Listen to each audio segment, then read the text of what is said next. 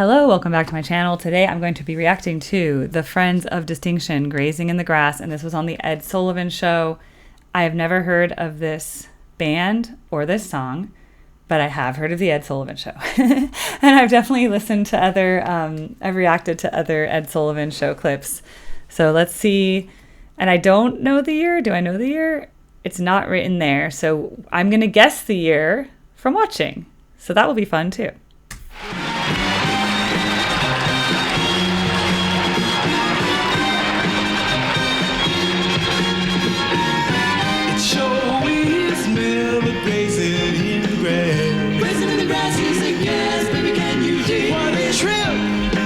Just watching as the world goes past. Baby, can you dig? There are so many great things to see while grazing in the grass. Grazing in the grass is a gas. Baby, can you dig? Flowers with colors bright, making everything out of sight in the grass. Grazing in the grass is a gas. Baby, can you dig? The sun beaming down between the leaves. Grazing in the grass is a gas. Baby, can you dig? And the starting in and out of the tree. Grazing in the grass. She's pretty. Enthusiastic.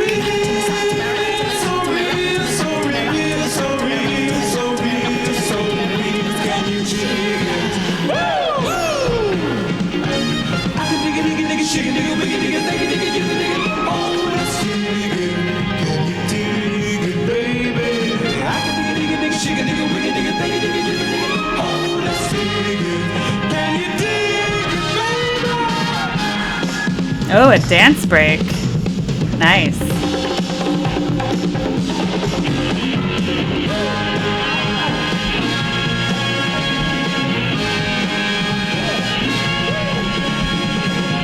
The sun beaming down between the leaves.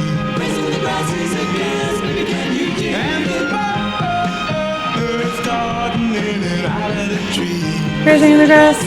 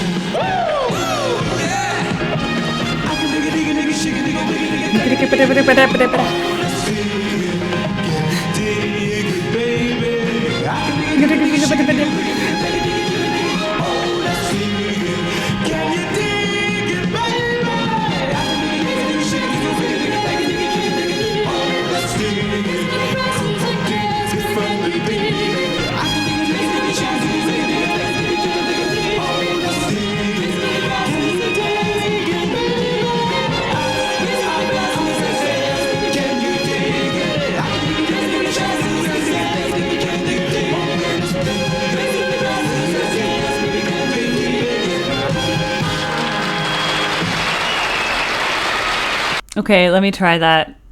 Okay. Let's see if I can do this. I can dig it, he can dig it, she can dig it, we can dig it, they can dig it, you can dig it, oh, let's dig it. Can you dig it? I can dig it, he can dig it, she can dig it, we can dig it. I'm reading that, but like, yeah, that's a lot of fast words. I don't think I've ever heard that before, or it sounded kind of familiar, but it also didn't. So it's like, it sounds like many things of the era. Like the horns, the little orchestrated background. They're very dynamic performers. They like really perform. Like they're like actually really engaged in the song and they're 100% in their like energy. And I really like that. Great singers. It's a really catchy song. I'm going to date this very early 70s. I'm going to date this, in my opinion, I was going to say, I know it's between like 1970 and 1973, but I'm going to guess that it's 1971, maybe? Okay, let's look it up. I am Friends of Distinction, Grazing in the Grass. 1969! Okay, I was so close. Good, I thought so. So very, very early 70s. I was like, it has to be. So it was 1969. Good. I was really close. I knew it wasn't late 70s. I'm glad. I'm learning my little micro eras. I'm like, oh, it's so early of like 70, 71, something like that. So I'm happy to get so close within it that I'm guessing within a very short window now. Like I'm like pretty good. I'm getting good at like seeing the fashion. It's also the video quality. It's also the way they're dressing the stage. There's like little cues. Also, I looked at in the very beginning, they showed the audience. So given how they were dressed, the reason I didn't say 60s is that, I mean, like, this wasn't distinctively 60s to me, but it makes sense. Like, it's at the turn from 69 to 70. But yeah, it doesn't look 77 either, because like the hairstyles got really crazy in the late 70s. And this is just like, whatever, like, so that's why. And the hair wasn't particularly 60s per se. So that's why we're in this like micro generation. So, yeah, it's really cool. So, and I'm always thinking about, like, I guess this is Motown-ish, right? So I'm also thinking about with Motown, there was such a, this is still in the time of, they're just doing desegregation in like 68, right? 69, 70. And they're just starting to like bus the schools in Los Angeles and at other places. My dad was in high school when they started busing in schools. And that doesn't mean like busing, like joking around. Like nowadays, busing means like, I'm just busing. Busing means like I'm kidding or whatever. But no, when they actually would bus people from different parts of the city to integrate schools. So if there was like a black neighborhood and then there was like a predominantly white neighborhood, they would like bus African-American, black children, whatever, to the white school, whatever.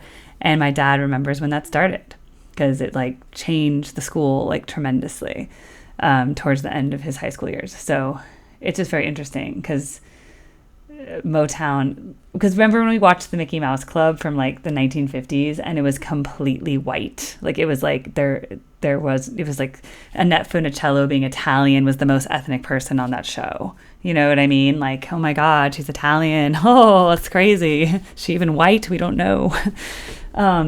So it's just interesting to see that development as well, which is, I think, remember my dad said, because he had black and white TV growing up, he didn't know that Diana Ross was black until later. Like as a little boy, he'd see Diana Ross sing and he was just like, oh, okay, whatever. And then like color TV came out and he's like, and maybe her hairstyle changed or something. And he's like, oh my God, Diana Ross is black. He didn't know because like it just wasn't, and then I don't know, like back then it was like a thing, like, oh, like it's, even though it's desegregated, it doesn't mean that the communities were suddenly like, let's all hang out together. You can put people together in school. That doesn't mean that they actually integrate. And in my kids' schools, we have a lot of diversity in the San Francisco Bay Area because we have Asian immigrants as well in like Asian communities. We have people from India and we have people from Pakistan and people from China and Korea and Japan and Mexico, El Salvador, Honduras, whatever. And, also African Americans, and we have European immigrants. Like we have like all these, like it's a very diverse place. And at elementary school, everybody like didn't really see color. Like all the kids hang out together. But my kids have all said that as soon as they get to middle school, all the African Americans hang out together. And then all of the Pacific Islanders hang out together, and all of the, and the exception is in the very like upper echelon, like the rich kids, basically, there'll be crossover with like Asian, mainly Chinese, with like white, and that they'll like hang out together in like the upper echelon, like rich crowds. But there's also like the Chinese kids who don't hang out with the white kids. Okay, there's like actually like these very distinct groups, and so that's still happening today. Self-segregation by the kids themselves. Okay, so. But I'd say for all the places, we're so diverse that like it's not just two. It's not like there's just two colors and it's like this and that. It's like it's so many different cultures, which is nice. It's very multicultural, but it's interesting that kids still self-segregate. So yeah, it's really interesting, and that starts in middle school, and it's like this natural thing. I can't explain it. Like they didn't do it in 5th grade. They do it once they get to middle school because it's like a bigger school. And then all these elementary schools combine. And so then I just think it's like, if they're from the same neighborhood, they do bus here. So they bus kids from like a neighborhood that's known to be a poorer, more high crime area, and they get bused into the district. and they tend to hang out with each other. Just like, like it just is what it is. So I don't know if it's because they grew up together, they're from the same place, they're not going to get accepted by the kids. I don't know. I'm just saying it is a thing. So I find that just interesting. But I don't know. Cultural groups are different from each other, and they have different cultures. Like, cultures are very distinct. So it makes sense that if you're from a different culture, you're not, you don't necessarily want to hang out with someone from a different culture, because like it's a totally different book. Like, it's like you're like, I don't even know the rules of this culture. So there's definitely that aspect of things in life. So, yep, that's just what it is. So even though it's 2026, so I don't know. So that's why I think like forced integration was like correcting for something, because obviously if schools were really bad and some schools were good, then that means those kids had less opportunities, so they obviously had to correct like that. But I don't think you can like force human nature to change, I guess, is what I'm trying to say. Because like that, just because they put people together doesn't mean they're suddenly going to be like, and now we are all the same, like I don't think it works that way. And I think socioeconomic is also a major thing, like very poor people, middle class people, upper middle class people, and then ultra wealthy people. They tend to segregate themselves at every level, like from each other. And that's done in country clubs. That's done in these like VIP elite, ultra wealthy enclaves, right? Like the Hamptons and whatever. So like, and then, yeah, that's just a thing that happens. I don't think you can force that, So I just find that interesting. I don't know what this has to do with grazing in the grass. Honestly, nothing except 1969. I just want to talk about 1969 and how it was like a major cultural shift for America with the civil rights movement, and then ending up in legal, having all the court cases that made equal access to education, which is important. And so I remember studying that. And so but I always am amazed, like how from 1950 Mickey Mouse Club being all white to then like it becoming really normal. And I've seen so many Motown acts on TV shows. So obviously what I'm just noting, I'm like, okay, so at some point that changed, and I wasn't there to watch it change. I just can watch these old things and be like, oh, I wonder what that would have been like to be a kid and to watch TV. And then you see so much change in your lifetime. That's what I'm trying to say. Because if you guys were there, it's like when I watched The Wonder Years, and then they show the moon landing and he's like watching it and the whole family's watching the moon landing. I'm trying to just like get in the mind of like a kid, like my parents' age, born in 1956, and then like watching TV, having only black and white TV, then eventually having color TV, and then just seeing like the culture change, and like with the civil rights movement, and so much actually changed in the country. And then of course the anti-Vietnam stuff, and like there was so much stuff going on. I mean, I think about like my grandmother, who started her life when people were still riding horses and buggies, because she's born in like 1918. And so when she was raising my dad, she wanted them to have riding lessons, because she grew, she was born in Europe and came at 4 years old. And so she's like, well, you need to know how to ride a horse, obviously, right? So she went from being like a village girl in Russia to living as a LA, and I think she died in like 2012 or something. So she literally lived from like when they had horse and buggy to when they're like 2012 or like the internet age, right? So I'm just like, wow, what she saw in her life must have just been crazy. And then like coming from Europe, and then like coming to America, and then being raised by European parents, and then like it's just like crazy to me that she lived through that entire century and just saw so much stuff change. So here I am coming in to, I didn't really come into like cognizance until the very late 90s, because I was born in the 80s, but like I wasn't really aware of anything going on in the world till like the late 90s, because that's when you're like 12, 13, 14, 15, whatever. And then the 2000s is when I really started like being anyone, right? So anything that happened before like 97, I don't even remember it. So it's crazy if you think about it. So that's why I'm trying to kind of do this as well, because I love history. That's the thing. I've always been a history person, and I always loved my music history classes in college. But that, of course, didn't go into the 20th century except for like 20th century classical music. But that only went so far. That only went into like, the song. There was like a Hiroshima song and stuff like that, and atonal music, and then neoclassicism just as a concept. But we didn't go into like we did nothing to do with like pop music or like Vietnam War's impact on music, or now there's like classes on the Beatles, there's classes on the Grateful Dead. We didn't get any of that in music school. So I'm also just trying to pick up the pieces and like to just like get all of it, like to figure out. And that's why when I'm looking at like, you know, Ed Sullivan show, a very black, they're all black. But what I find interesting also is the two women are very light skinned, and the men are not. But I think there was also this like obsession with like light skin as beauty. And I think that was a thing in like the African American community. So like they're considered very pretty, but they're also very light skinned. And I find that like kind of weird. I'm saying nowadays, I think that like the women are very light skinned, which is very interesting, but the men aren't. So I just don't know if that was like a beauty standard. So when they were like casting this band and they're like, oh, they're very light skinned, like they're beautiful, you know, like I don't know if that was like equated. And I find that also, I'm not part of that culture, but if that was a cultural standard in that culture, I find that very strange. You know what I mean? I know I've heard that with like Asian cultures even now, and like Indian. I have friends who are Indian, I have friends who are Chinese, and they also have an obsession with light skin. Like the Chinese women will wear like really big hats, and they cover their they wear gloves, and they wear like, they'll like walk out in like full like sun coverage, like they don't want to get dark because it's like considered like low class.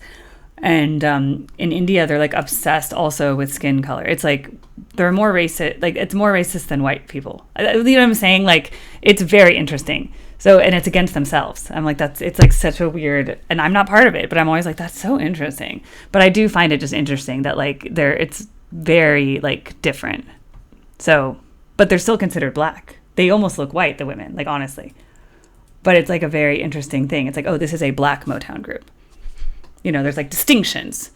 Like you don't mix. It's like, this is a black Motown group. This is a white jazz funk group.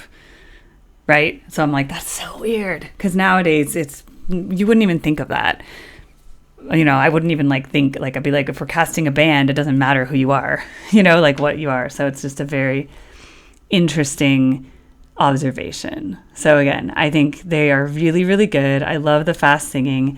I love the whole vibe. I love that they're such happy performers. There are so many good things to see while grazing. They're just grooving. These girls can dance. They're happy. I love the blue suit on the guy they barely show. They show the main singer guy because he's singing lead, and then they show the girls a lot, and then they barely zoom in on the guy wearing the blue suit. I'd love to see him more. Like, I wish I had more zoom-ins of his face, but he's barely shown because he's just singing the back of Grazing in the Grass. And you can do it, you can dig it, he can dig it, she can dig it, I can dig it, you can dig it, we can dig it, we can dig it. It's like we call that a patter song in musical theater. Like a song, like Sondheim songs that have a lot of words. Another 100 people just got off of the train and got off of the bus while another 100 people just got off the train and are looking at us. Had another 100 people just got off the train and a train and the bus and are looking at us maybe yesterday. Patter song. He also has in Company the one about the wedding, and she has like anxiety, and she's like, I could take a, and she goes off on her like little anxiety thing. Bless this day. Have you guys seen Company? Sondheim? You know what I'm talking about? Okay. I digress, but my mind goes all sorts of places. But that's why I think about, what year is this? I need to know. Because the culture changed so much from 65 to 75. And those are most of the years that I've covered. And now we're getting into 78 with all the baby stuff. And soon I'm going to get to the 80s. But it's crazy. It's like, what a time to be alive.